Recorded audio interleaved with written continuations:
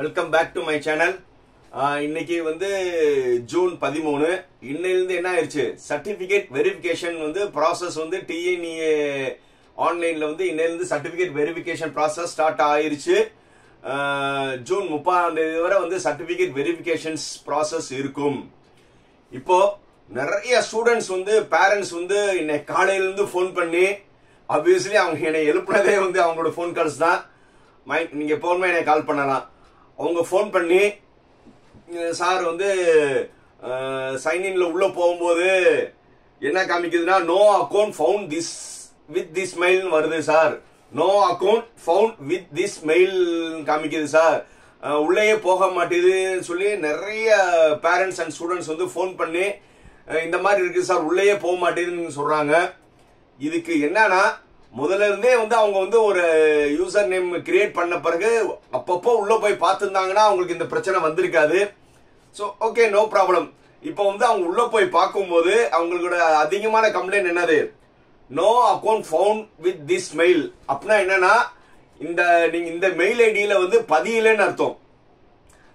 அவங்ககிட்ட வந்து நான் கேட்கிற கேள்விகள் மட்டும் நீங்க நல்லா இந்த மாதிரி யார் யாருக்கு வருதோ அவங்களாம் நீ என்ன செய்யணும்னா, முதல்ல நீங்க ஒரு இமெயில் ஐடின்னு சொல்றீங்களே, அந்த இமெயில் ஐடி ஜிமெயிலுக்கு போங்க.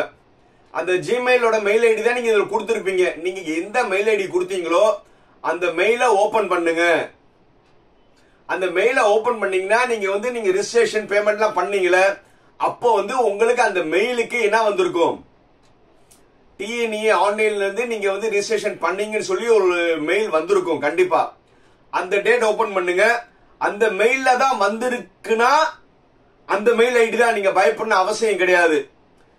சார் அப்புறம் ஏன் சார் வந்து நீங்க எனக்கு ஜிமெயில் ஓபன் பண்ண, நீங்க சொன்ன மாதிரி ஓபன் பண்ண பிறகு எனக்கு ஏற்கனவே நான் ரிஜிஸ்ட்ரேஷன் பண்ண அன்னைக்கு இந்த ரிஜிஸ்ட்ரேஷன் சக்சஸ்ஃபுல் வந்திருக்கு, ஆனா அதே மெயில் ஐடி இப்ப போட்டா எனக்கு வர மாட்டேங்குது. அப்படி இருக்கிறவங்களுக்கு என்ன தப்பு, என்ன நீங்க பண்ணி இருந்திருப்பீங்கன்னா, ஃபர்ஸ்ட் மேக்சிமம் வந்து இந்த மாதிரி கேசஸ் இருக்கிறவங்களா வந்து நீங்க என்ன செஞ்சிருப்பீங்கன்னா, மொபைல்ல வந்து நீங்க சர்ச் பண்ணிருப்பீங்க. மொபைல்ல நீங்க பண்ணும்போது எப்பவுமே என்ன வரும்னா, ஃபர்ஸ்ட் லெட்டர் கேபிட்டல்ல வரும், அதுக்கப்புறம் தான் வந்து என்ன ஸ்மால் லெட்டர்ல வரும். ஆனா உங்களுடைய இமெயில் ஐடி வந்து எப்பவுமே வந்து எல்லா லெட்டரும் என்னவா இருக்கும், ஸ்மால் லெட்டரா தான் இருக்கும். புரியுதா? இப்போ என் பேர் ஜாக்கிர் ஹுசைன் வைங்களேன், என்னுடைய இசட் வந்து செல்லுல நான் மெயில் போட்டேன்னா முதல்ல வந்து செல்லுல இசட் வந்து எதுல வரும், கேபிட்டல்ல தான் வரும். அப்ப நீங்க என்ன செய்யணும்னா, கேபிட்டல்ல வந்து ஸ்மால் ஆக்கிட்டு உங்களுக்கு எல்லாருடைய இதையும் வந்து ஸ்மால் லெட்டர்ல போட்டு பாருங்க. உங்களுடைய பாஸ்வேர்ட் போட்டா மேக்சிமம் ஓபன் ஆயிரு. இதுதான் வந்து மேக்சிமம் வந்து தப்பா இருக்கும். அது போக உங்களுடைய மெயில் @gmail.com இருக்குல்ல, இப்போ உங்களுடைய யூசர் நேம் வந்து என்னது, ஏதோ ஒரு நேம் விட்டுட்டு @gmail.com. அந்த gmail.comல வந்து அந்த டாட் இருக்குல்ல, அந்த டாட் வந்து நீங்க செல்லுல பாத்தீங்கன்னா டாட் கமா எல்லாமே ஒரே மாதிரி இருக்கும். நீங்க டாட்டுக்கு பதில் என்ன செஞ்சிருப்பீங்க, கமா போட்டிருந்திருக்கலாம். அடுத்த மிஸ்டேக் வந்து நீங்க இதை செக் பண்ணி பாருங்க. புரியுதா? ஒன்னு ஃபர்ஸ்ட் லெட்டர் கேபிட்டலா இருக்கலாம், அது மாத்தி போட்டு பாருங்க. ரெண்டாவது வந்து gmail.comல வந்து அந்த டாட் வந்து நீங்க வந்து செல்லுல பார்த்தா டாட் கமாவும் மொராலஸ் ஒரே மாதிரி இருக்கும். அது நீங்க மாத்தி போட்டிருந்தா என்ன இருக்கும், உங்களுக்கு நோ சச் அக்கௌண்ட் தான் காமிக்கும். இது ரெண்டாவது. மூணாவது வந்து நீங்க வந்து நல்லா பாருங்க, நீங்க மெயில் ஐடியில அப்படியே போட்டிருக்கீங்களான்னு, ஒரு சில ஸ்பேஸ் அந்த மாதிரி எல்லாமே நீங்க நல்லா செக் பண்ணி பாருங்க. ஆனா டிஎன்இலே நீங்க ரிஜிஸ்ட்ரேஷன் பண்ணிருந்தீங்கன்னா கண்டிப்பா வந்து நான் இங்க இருக்கிற அபிஷியல்டே நான் கன்ஃபார்ம் பண்ணிட்டேன், கண்டிப்பா வந்து எரர் வர வாய்ப்பே கிடையாது. இது எல்லாமே நீங்க ட்ரை பண்ணி உங்களுக்கு லாகின் உள்ள போகலன்னா, நீங்க டிஎஃப்சி சென்டருக்கு வந்து உங்களுடைய ஒரிஜினல் ஆதார், உங்களுடைய அப்ளிகேஷன் ஃபார்ம், புரியுதா, உங்களுடைய அப்ளிகேஷன் ஃபார்மோட நீங்க நேர்ல போனீங்கன்னா கண்டிப்பா வந்து அவங்க ஹெல்ப் பண்ண வாய்ப்பு இருக்கு. ஏன்னா இன்னிலிருந்து சர்டிபிகேட் வெரிஃபிகேஷன் ஸ்டார்ட் ஆயிடுச்சு, அவங்க ரொம்ப பிஸியா இருப்பாங்க. இருந்தாலும் சார் எனக்கு சர்டிபிகேட் வெரிஃபிகேஷன் என்ன லாகினே ஆகல, அந்த மாதிரி நீங்க ரொம்ப பொலைட்டா ரிக்வெஸ்ட் பண்ணீங்கன்னா கண்டிப்பா வந்து அவங்க உங்களுக்கு என்ன செய்வாங்க, ஹெல்ப் பண்ணுவாங்க. அங்கேயே அவங்க வந்து என்னது, நீங்க என்னென்ன மெயில் ஐடி போட்டீங்களோ அதெல்லாம் ஓபன் பண்ணி பாருங்க. அப்படி இல்லைன்னா டிஎஃப்சி சென்டர்ல ரிக்வெஸ்ட் பண்ணீங்கன்னா கண்டிப்பா வந்து மெயில் ஐடி ரெக்கவர் பண்றதுக்கான சான்சஸ் இருக்கு. எல்லாமே நீங்க வந்து என்ன செய்யணும், டிஎஃப்சி சென்டர்ல போய் அவங்க கிட்ட வந்து பொலைட்டா, ஏன்னா அவங்க இன்னைக்கு ரொம்ப பிஸியா இருப்பாங்க.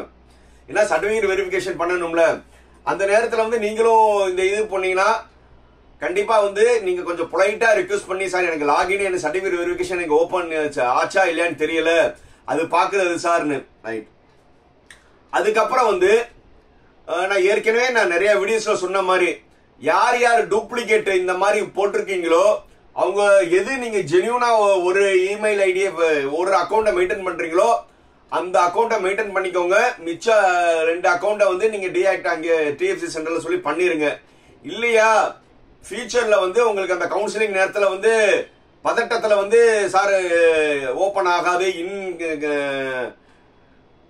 அக்கௌண்ட் வந்து நீங்க எது நினைச்சிட்டு இருக்கீங்களோ அந்த அக்கௌண்ட் கூட என்னது டீஆக்டிவேட் ஆக வாய்ப்பு இருக்கு. அதனால இந்த 2-3 அக்கௌண்ட் வச்சிருக்கிறவங்க வந்து ஒரு அக்கௌண்ட்டை மெயின்டைன் பண்ணிக்கோங்க.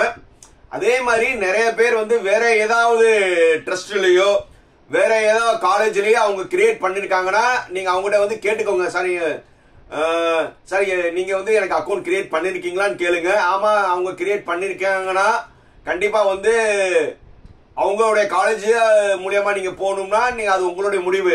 இல்ல சார் நான் கவுன்சிலிங் நானா பண்ணணும்னா நீங்க வந்து ஒரு அக்கௌண்ட் என்ன செஞ்சிருங்க, டீஆக்டிவேட் பண்ணிருங்க. அது போக நிறைய பேர் வந்து இதுதான் கேக்குறாங்க, இந்த first graduate income certificate, first graduate income சர்டிஃபிகேட்னா அது வந்து ஒரு அதனால உங்க அப்ளிகேஷன் ரிஜெக்ட் ஆக வாய்ப்பே இல்ல ஸ்டூடெண்ட்ஸ். நீங்க வந்து அது எதுல கூட என்ன செஞ்சுக்கலாம், நீங்க காலேஜ் ஜாயின் பண்ணும்போது கூட நீங்க மாத்திக்கலாம். எது ஃபர்ஸ்ட் கிராஜுவேட் எஸ்ஆர்னோ income certificate scholarship PMS scholarship காரங்க இன்கம் சர்டிபிகேட் சப்மிட் பண்றதுலாம் நீங்க வந்து காலேஜ் சேரும்போது கூட நீங்க பண்ணிக்கலாம்.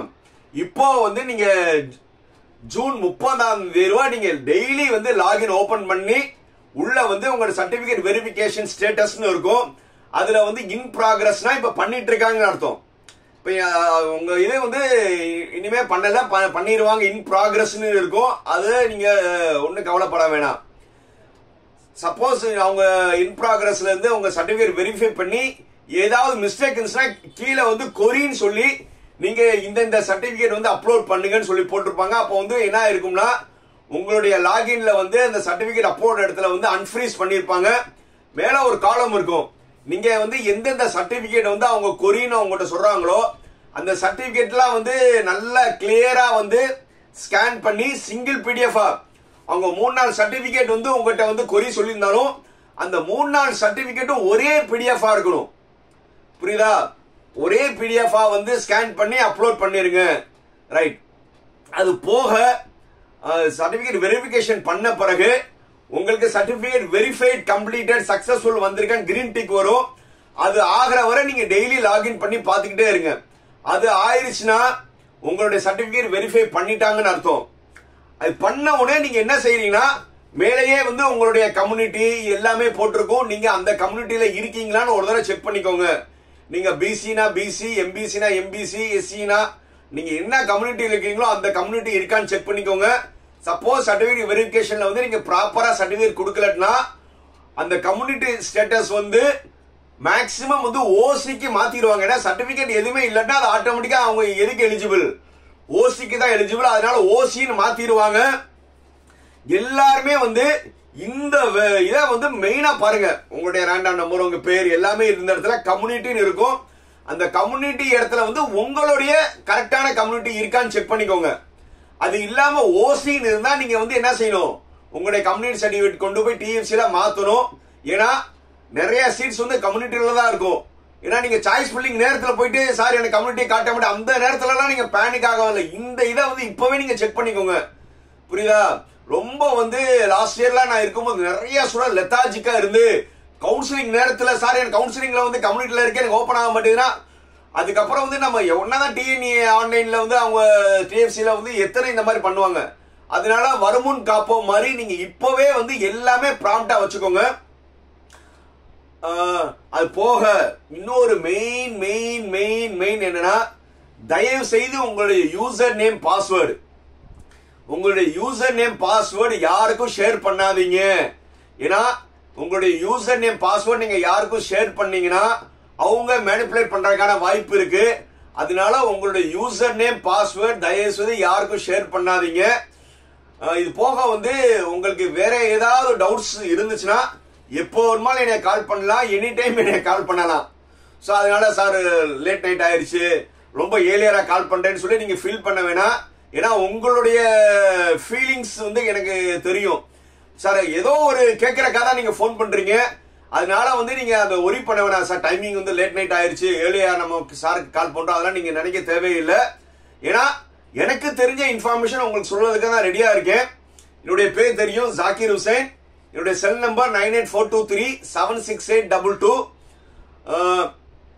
எப்பவும் சொல்ற மாதிரி தான், லைக், கமெண்ட், ஷேர், சப்ஸ்கிரைப் எல்லாரும் பண்ணுங்க. அடுத்தடுத்த உங்களுக்கு இன்ஃபார்மேட்டிவ் வீடியோஸ் வந்துகிட்டே இருக்கும். Until then, bye bye.